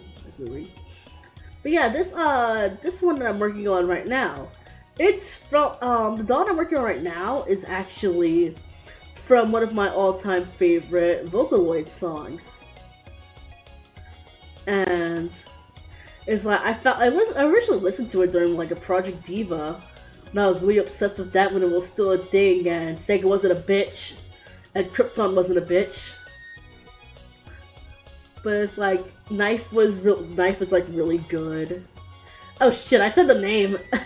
I mean, I guess it's not really that a surprise. It's not like I'm saying who in Knife that I'm making. But like, God, Knife's character designs are so good. Like, they're so god tier.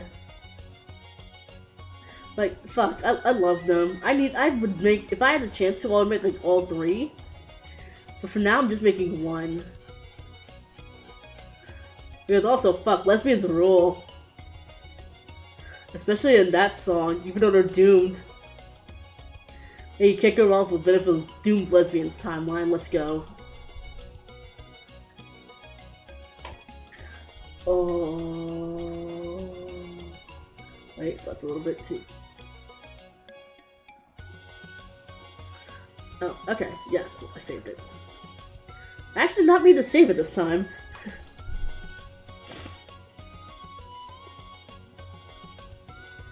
That's still a little bit wonky.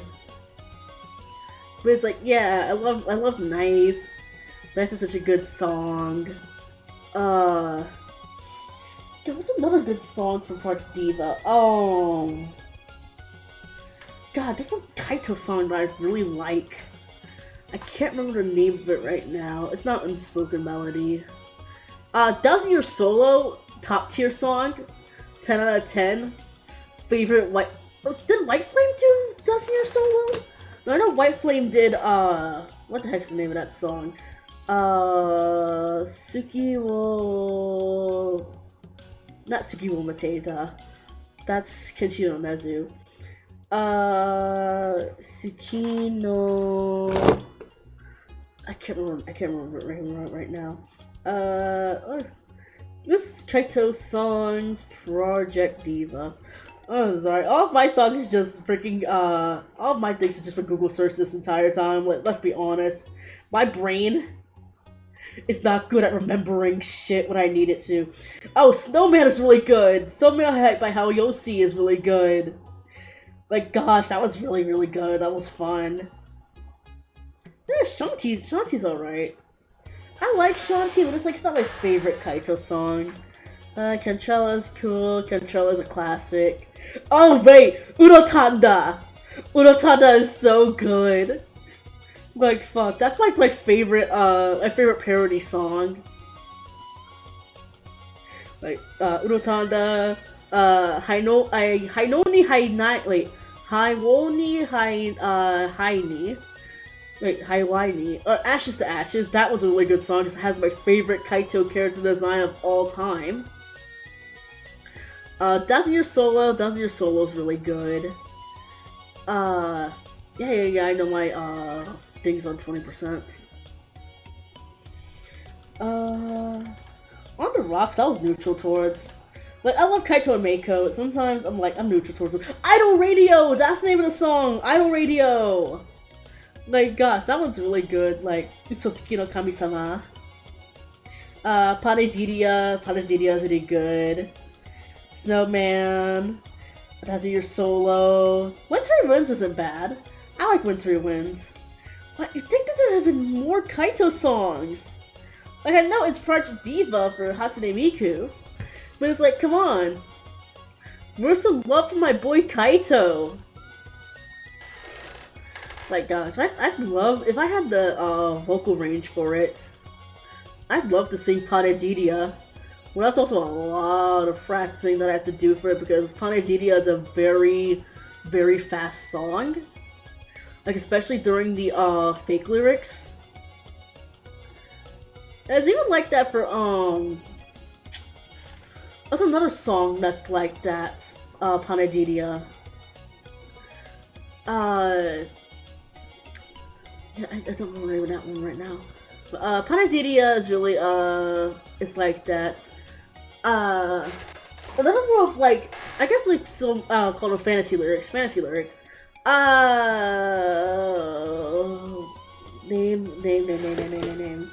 I'm literally constantly listening to it the entire time because freaking Ashi went and made a cover and never released said cover private off of private. They kept it as freaking unlisted. Freaking jerk. Let's see. Not that one. Lost Destination! My favorite song of all time. That's a Len song. It's definitely a Len Kaito song, but it's also, mainly a Len song. Oh, Eraser Zero is a really good Kaito Len song. Like, Eraser Zero. What's another really good one? I guess to the Len songs, Paradicoto Benzene is probably my favorite. Paradicoto Benzene. That's another fast song. If I had to go back to the degenerate days of Vocaloid when there are no laws and no reason, Magical Neko Len Len was probably my favorite, like, Len song. And I know how unhinged it is to say that. I'm not gonna lie, some of the parody songs from, like, back in the day for, Vocaloid songs were legit so stupid that you couldn't stop listening to them. Like, Magical Neko Len Len was one. If I had to go back even further to some truly degenerate ones, actually, like, let me not say that, actually. Did I put this? Yeah, I put that intentionally. Freaking... Richard now was a wild one. Oh, no. Freaking, there's one that it was super catchy, but at the same time, I was like, now that I'm older, I'm like, hey, yo. And that was, Pantsuo Seruto. I'm pretty sure I said it wrong, but I don't want to say the English version of this song.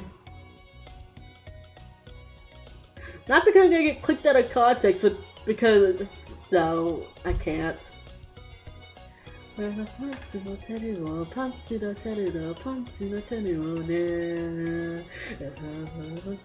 like, it's like the older Vocaloid days were a lawless land, and maybe that's the reason why when new parody songs come out from like other like not only just producers but like from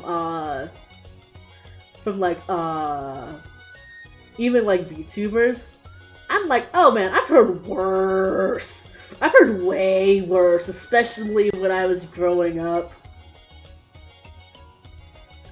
Like freaking I know there was one that became like really popular. Was it oh, Lily God Requiem?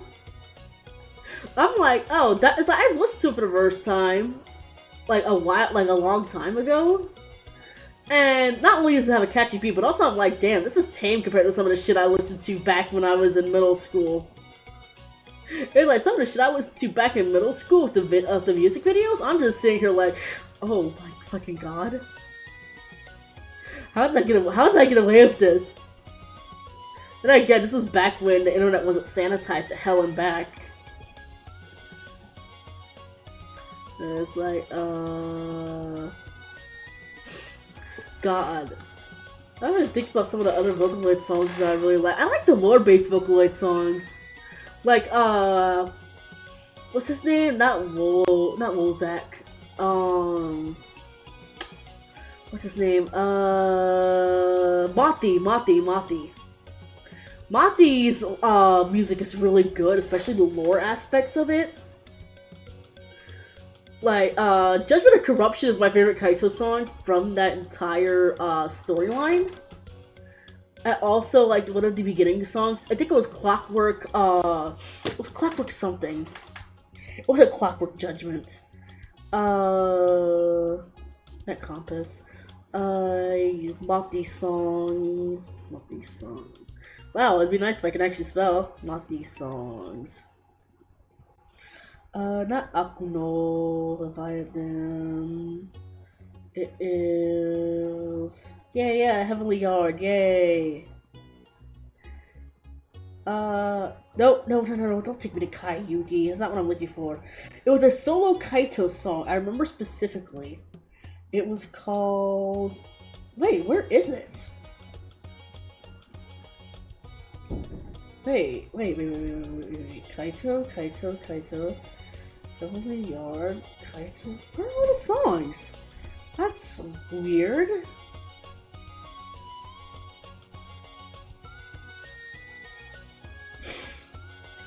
Huh. But that sounds like... It's a bit of a shame that even though I guess I don't really want to call it a shame, but I wish that some of the other Mati songs from the like Backstabbed the Heavenly Yard series actually got like more recognition. Clockwork Lullaby! That's what it was! Wait, was it Clockwork Lullaby? No, Clockwork Lullaby was the name of the series.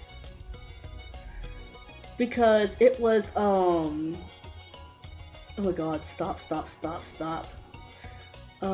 Featuring Kagami Lin. Featuring Hatsune Miku. Rebirthday is a really good one. Rebirthday is like my favorite, my other favorite one. Heartbeat Clock Tower, that's what it was. Yeah, Heartbeat Clock Tower was like super good. Like, oh god, I need to go back and listen to some of the older Mati songs. Like, oh, so good. Oh god. It's like, I don't feel sleepy, but I keep yawning.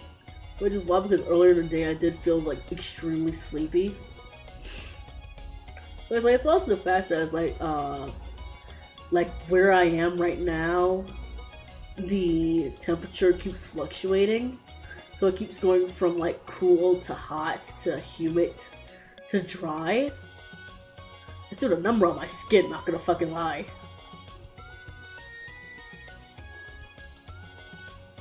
Okay. I think scallops would look cute for her. I'm actually liking how this is turning out. I still haven't come up with a name for her yet. Most of the time bonuses have like over the top names, but I'm kinda liking Francesca. Like Fran would be like a really cute nickname. Or Franny. Actually, I'm pretty sure if I called her Franny, she'd probably kill me.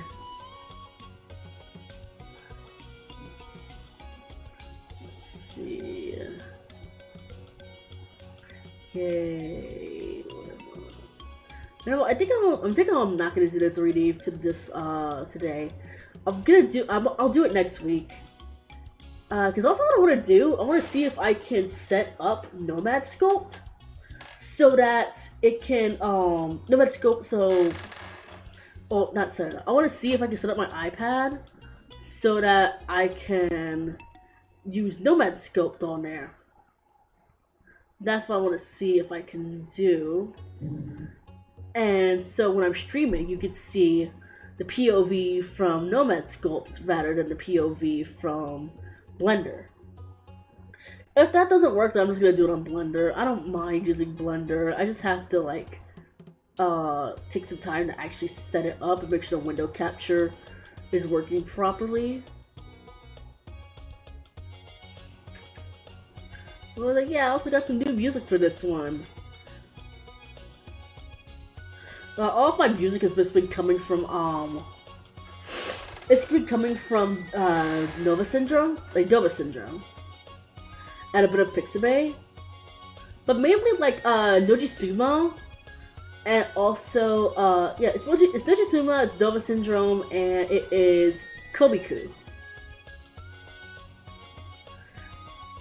Because like I remember where Ashi did a challenge where she had to use exclusively Nojisuma works and then realized how hard that is because a lot of the cadences for Nojisuma's music kind of sounds really samey, even if there's like different parts of the Lea motif for it. So she quickly dropped that. Like, it is possible, don't get it wrong. It's just that certain parts of it will just start sounding kind of samey.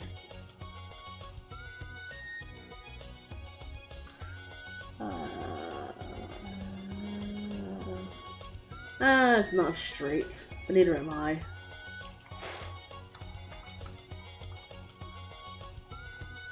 Alrighty.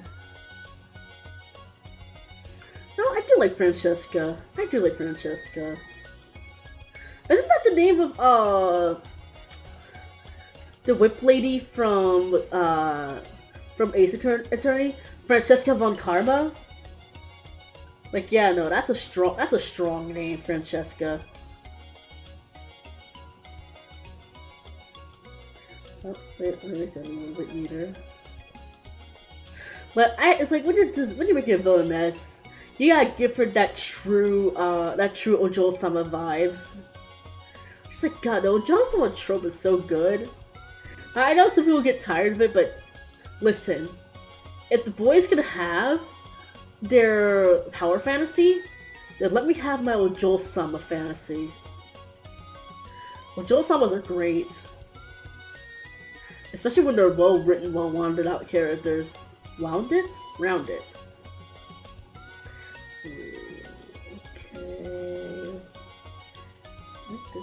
Okay. As well, I've been yapping about a bunch of random stuff today.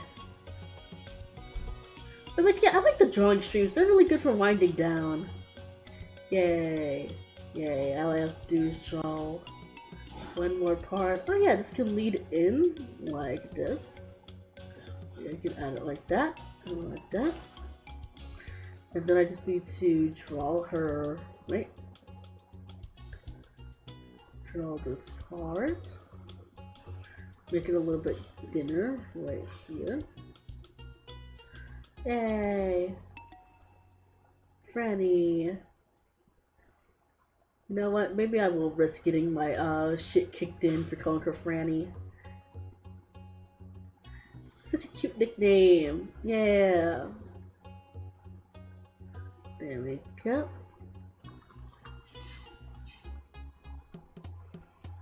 Oh, can't forget the rest of her hair.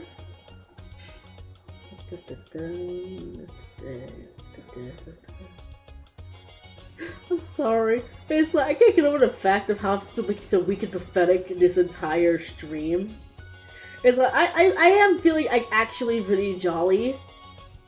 It's just that my tracking is still getting used to it because I had to I'm using VC Face because the model that Ashi used to make me or to make my design, it's still it's like I used a like free version of a Expression Studio, and while the Expression Studio is great, it kind of you can only use it on like Binyan or VC Face. Like it doesn't support Warudo yet. Just like, God, I hope it supports Warudo soon, because I do want to try streaming in Warudo.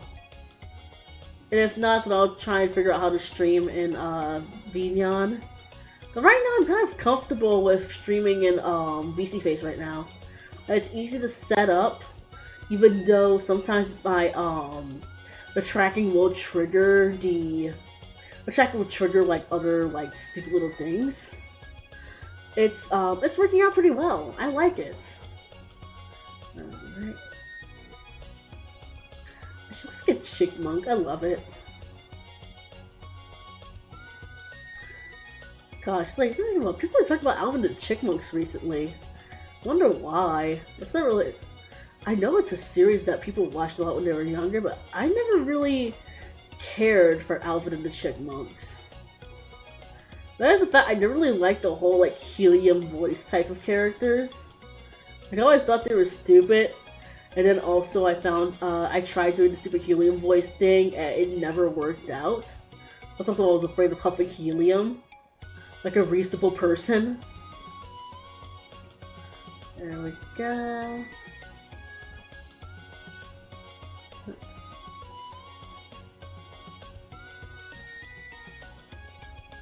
There we go.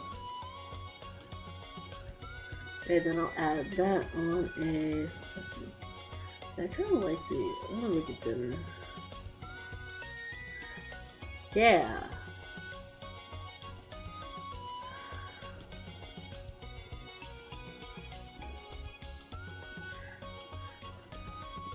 Wait, actually I want to make it thinner.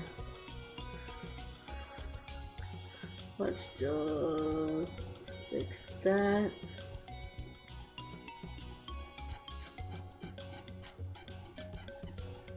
think we could dig on dinner on the top, dig on the bottom.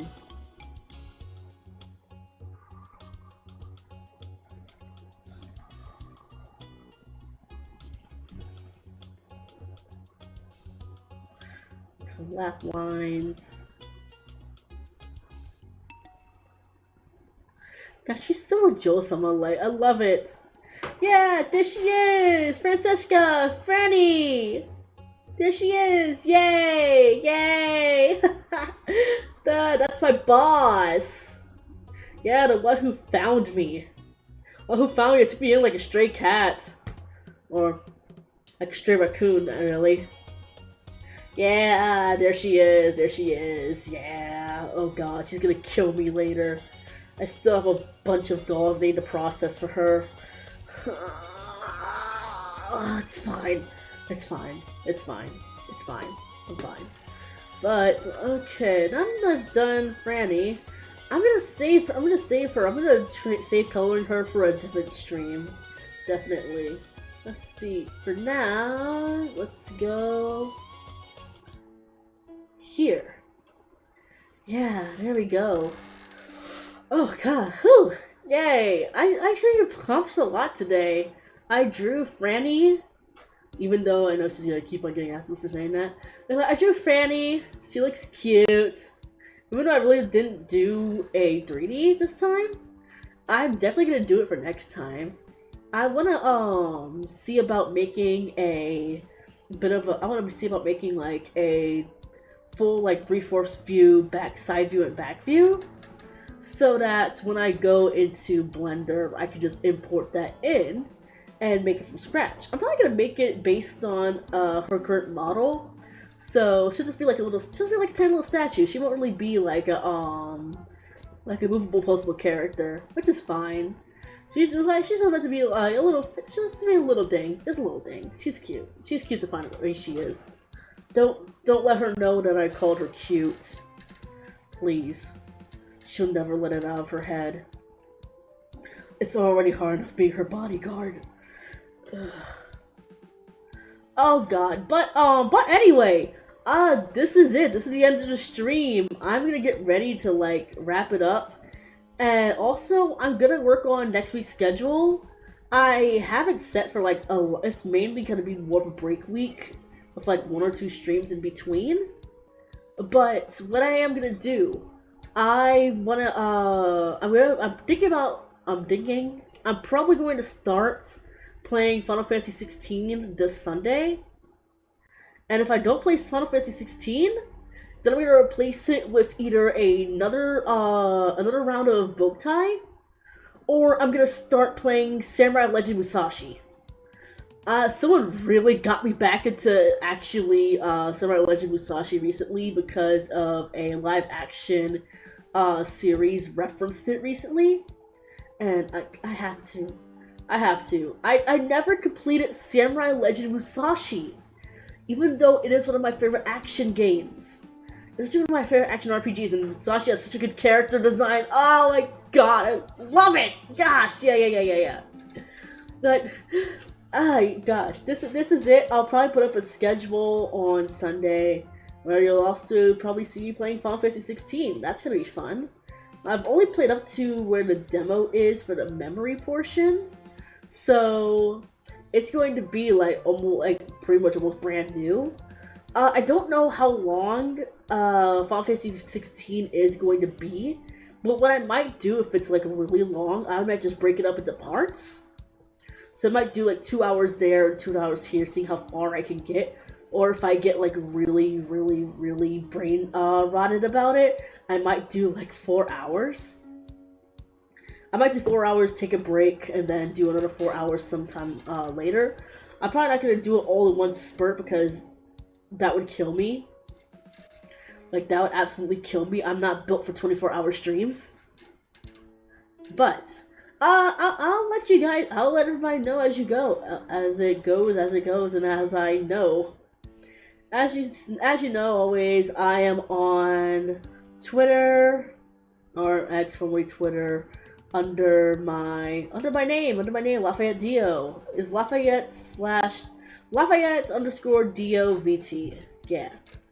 And of course, I'm here, right here, Lafayette Dio on YouTube.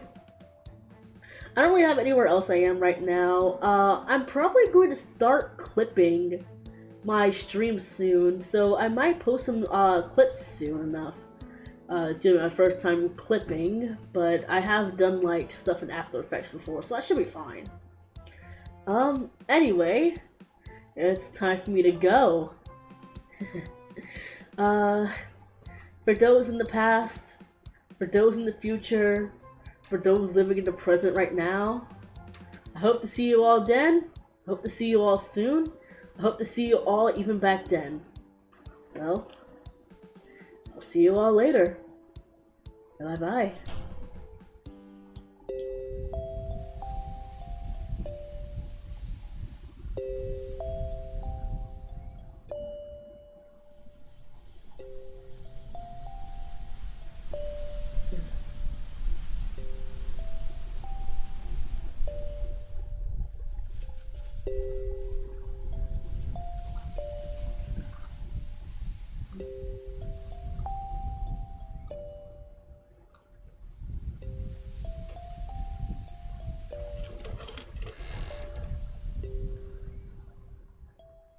That's what I'm gonna bed. I'm not gonna bother trying to do something like raiding. Alright. Oh wait, my mic was on the entire time. Oh well, anyway. Good night. Good night for those who see me later. Night. Have a nice sleep. Bye. Bye. Bye. I'm sleepy now. Bye bye.